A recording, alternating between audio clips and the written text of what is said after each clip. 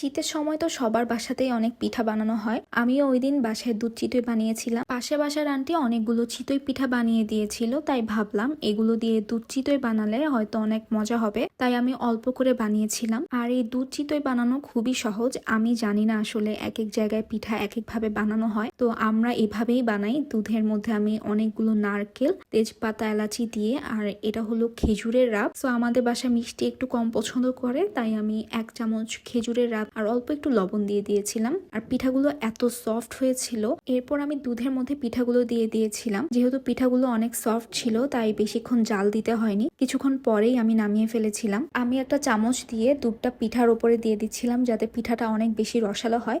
So এইভাবে কিছুক্ষণ জাল করে নিয়ে আমি চুলা থেকে নামিয়ে নিয়েছিলাম। আর আমার কাছে মনে হয় এই পিঠাটা গরম গরম খাওয়ার থেকে ঠান্ডা করে খেলেই বেশি মজা লাগবে। আমি চুলা থেকে নামিয়ে একটু খেয়ে দেখেছিলাম, তাই আমার কাছে মনে হলো ঠান্ডা করে খেলেই এর টেস্টটা বেশি ভালো বোঝা যায়। আপনাদের এলাকায় এই পিঠাকে আপনারা কি নামে চিনেন আমাকে কিন্তু অবশ্যই কমেন্ট করে জানাবেন। আল্লাহ হাফিজ।